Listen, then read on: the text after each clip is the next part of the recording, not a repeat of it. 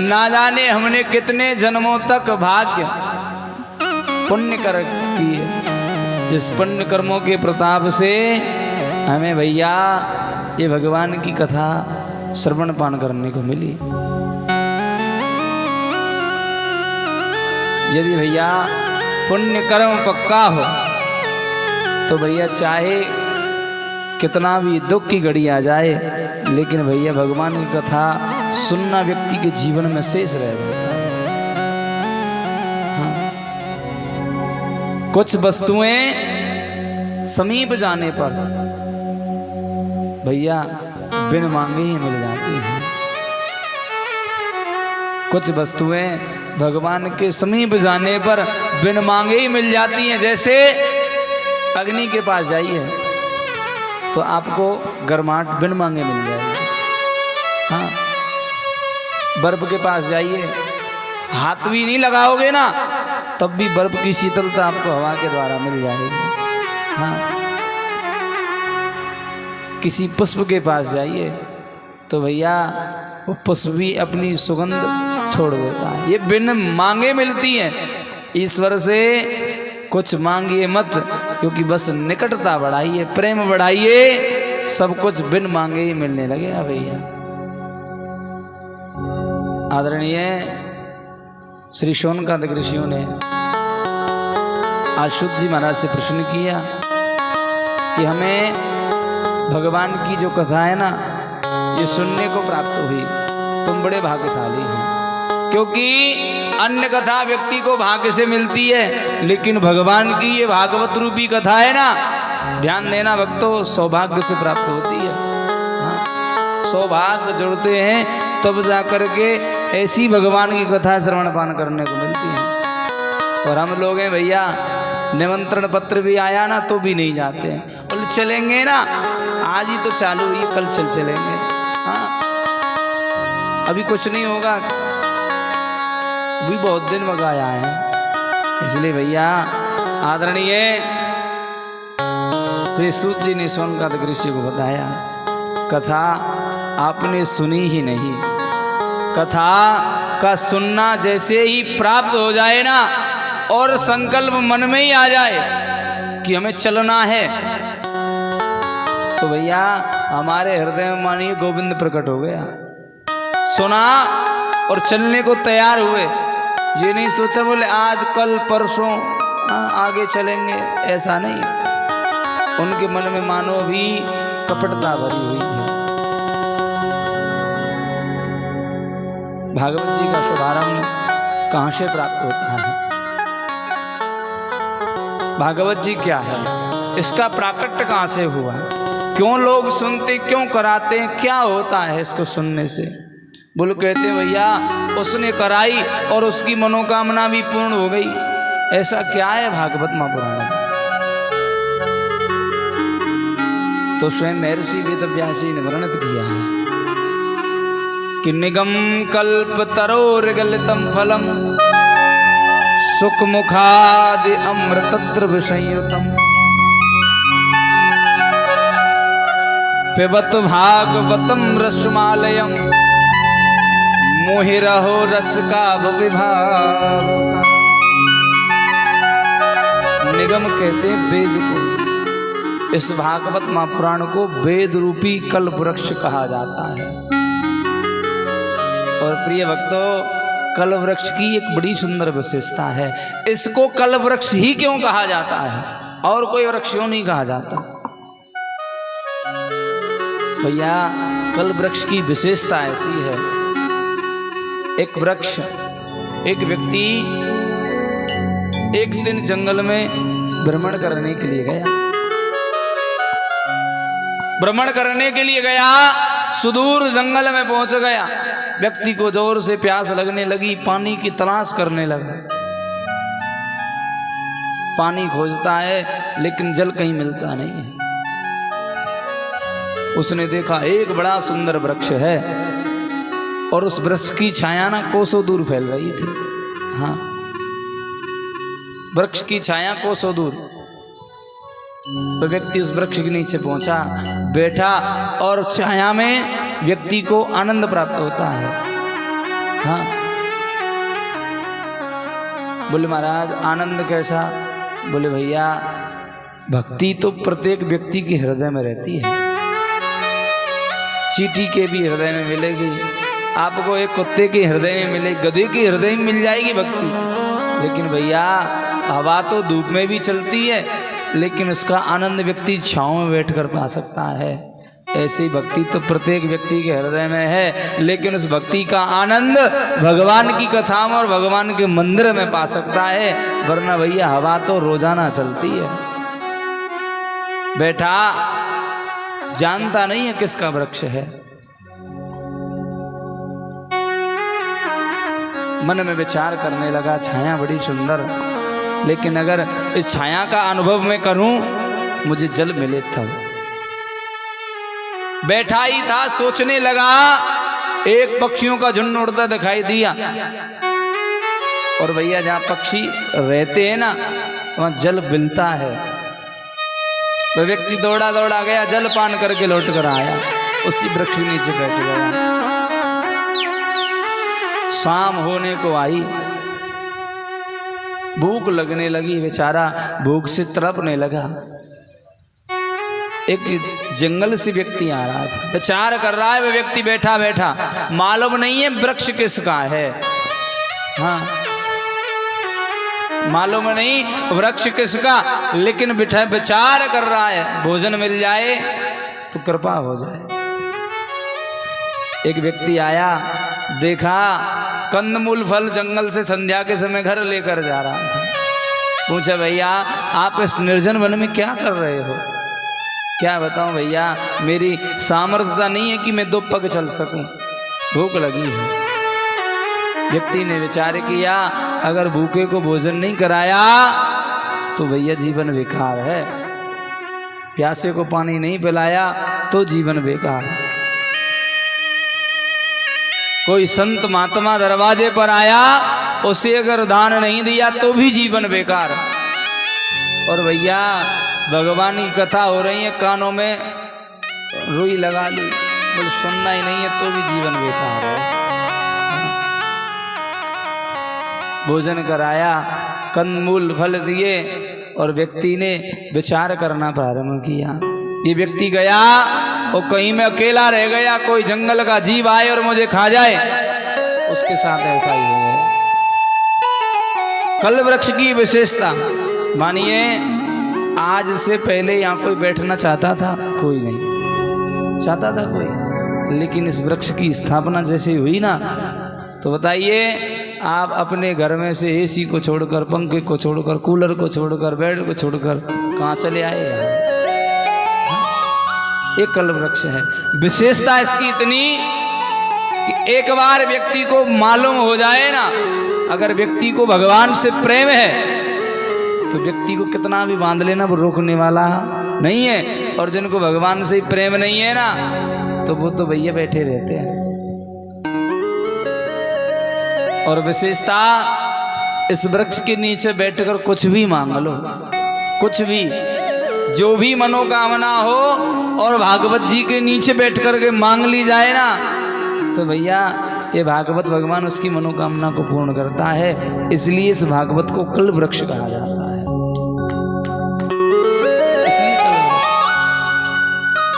निगम कल्प तरुर्गलितम फलम शुकमुखाद अमृत द्रव संयुतम। और भैया जो इसको सुनता है ना, किससे? प्रेम से और रस से। कि रसिया रसिया सब कहें, और रसिया रस की खान। कि रसिया रसिया सब कहें, और रसिया रस की खान। और रसिया वही तो जानियो, जो रस डूबत में जा। जो इस भक्ति रूपी रसना में डूब जाए ना, उसकी भैया प्रत्येक मनोकामनाएं पूर्ण होती है। हाँ, इसलिए इस भागवत को कल्प वृक्ष निगम कल्प तरुर्गलितम फलम शुकमुखाद अमृत द्रव संयुतम। और बोले भैया इसको कितनी बार श्रवण पान करना चाहिए? बोले पिबत भागवतम रसमालयम, भगवान की कथा को पीना चाहिए। लेकिन भैया विचित्र बात, कथा को कोई पिया जाता है? कथा को तो सुना जाता है। हाँ, बोले भैया सुनने में और पीने में बड़ा अंतर है कि श्रवणस्य विभेदेनो फल भेदोत्र संसता, मननम तो कृतम सर्वेना तथा मननम कृता। बोले सुनने में और पीने में अंतर। बोले भैया सुनना किसे कहते हैं और पीना किसे कहते हैं? बोले भैया भगवान की कथा को सुनने वाले 3 प्रकार के लोग होते हैं, और ये 3 प्रकार के लोग कहीं बाहर से नहीं आते हैं, हम में से और आप में से ही मिलेंगे। 3 प्रकार के श्रोता होते हैं भगवान की कथा को सुनने वाले। सबसे पहला है भैया श्रोता। श्रोता किसे कहते हैं? बोले भैया जो भगवान की कथा को एकाग्र मन से और ध्यान पूर्वक सुने उसे कहते हैं श्रोता, जो भक्तों की देखभाल करे। हाँ, भागवत भगवान की शोभा को बढ़ाए। हाँ, मंच इत्यादि का ध्यान रखे, समय से पहले आए और समय के बाद जाए, एकाग्र मन से निष्ठा पूर्वक निष्काम भाव से अगर इस कथा को सुने ना, वो तो है भैया श्रोता। दूसरा है श्रोता, और वे श्रोता भी आप लोगों में से मिलेंगे, श्रोता भी आप में से। बोले भैया श्रोता कौन सा? बोले भैया आजकल गर्मी का समय चल रहा है। हाँ, अब घर में बच्चे सोने तो देते नहीं है, चलो भागवत कथा हो रही है वहीं चलते हैं और सुनाए। भागवत कथा में जो व्यक्ति जाता है ना, उसे नींद बड़ी जल्दी आती है। हाँ, और ऐसा सोता है, ऐसा सोता है, घर में 10-5 नींद की गोली लोगे ना तो नींद नहीं आएगी, यहाँ इतनी अच्छी नींद आती है। हाँ, बच्चे सोने नहीं दे रहे हैं, चलो वहीं चलते हैं। ये हुए सोता। और तीसरे हुए भैया सरोता, ये भी कथा सुनने के लिए आए। हाँ, और पांडाल में प्रवेश किया नहीं, दूर ही खड़े हैं। बोले भैया बाकी सब कुछ ठीक है, पर ये टेंट वाले ने ना ये टेंट खराब लगाया है। हाँ, इसको इधर से लगाना चाहिए था, इधर से लगा दिया, पानी इधर भरेगा, ये होगा वो होगा। हाँ, बाकी ठीक है, लेकिन सुनने वाले ना ये बहुत कम आए, ज़्यादा आने चाहिए। हाँ, काम उसका यही है। 3 प्रकार के श्रोता, लेकिन कथा को सुनने में और पीने में क्या अंतर है? सुनना किसे कहते हैं और पीना किसे कहते हैं? बोले भैया एक सत्य प्रकाश नाम के मूर्तिकार थे। हाँ, और उन्होंने बड़ी सुंदर मूर्ति को बनाया। मूर्ति बनाते बनाते अपना संपूर्ण जो शरीर था ना वो काला कर लिया, लेकिन मूर्ति बनाना बंद नहीं किया। और मूर्ति को बनाया तो उन्होंने 2 मूर्तियां बनाई। हाँ, शारदा देवी की दोनों मूर्तियां, और मूर्तियों को लेकर के बाजार में बेचने के लिए चला गया। अब बाजार में लोगों ने देखा मूर्तियां बड़ी अच्छी थी, लोगों ने पूछना प्रारंभ किया। बोले भैया मूर्ति ले लो, मूर्ति ले लो, लेकिन मूर्ति लें तो लें कैसे? बोले भैया 2 मूर्ति हैं और दोनों का मूल्य अलग अलग है, लेकिन मैं मूर्ति उसी को दूंगा जो ये बता देगा कि कौन सी मूर्ति 10 रुपए की है और कौन सी 10,000 की है। 2 मूर्ति, दोनों मूर्तियों का मूल्य अलग अलग। हाँ, लोग पहुंचे, लोगों ने पूछना प्रारंभ किया। बोले भैया जो शायद 10 रुपए की है वो मिट्टी की होगी, 10,000 की पीतल की होगी। हाँ, अलग अलग देवी देवताओं की होंगी बोलना, ये दोनों मूर्ति शारदा देवी की है। हाँ, और दोनों मूर्तियों का जो मूल्य है ना ये भी अलग अलग है, लेकिन बता देगा मूर्ति उसी को मिलेंगी। बहुत लोगों की जब भीड़ लगी, संध्या का समय हुआ, किसी से मालूम नहीं हुआ। हाँ, तो एक राज नाम के व्यक्ति थे, वो बाहु करके निकल कर जा रहे थे। व्यक्ति ने देखा लोगों की भीड़ लगी है, पूछना प्रारंभ किया, क्या बात हुई भैया, कैसे भीड़ लगी है? बोले दो मूर्तियों का मूल्य अलग अलग।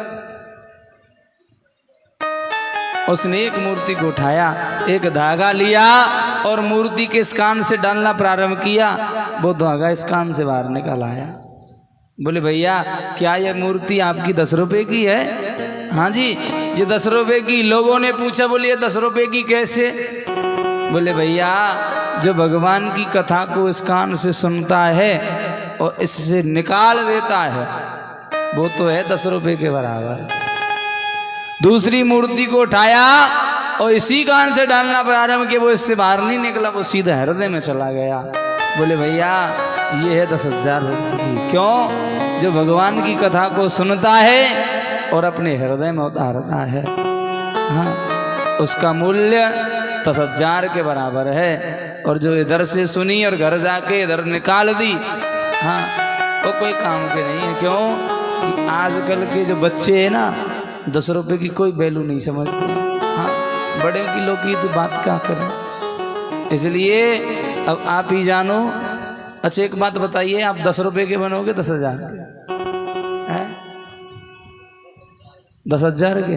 कौन कौन है? हाथ खड़े करना आप में 10,000 वाले।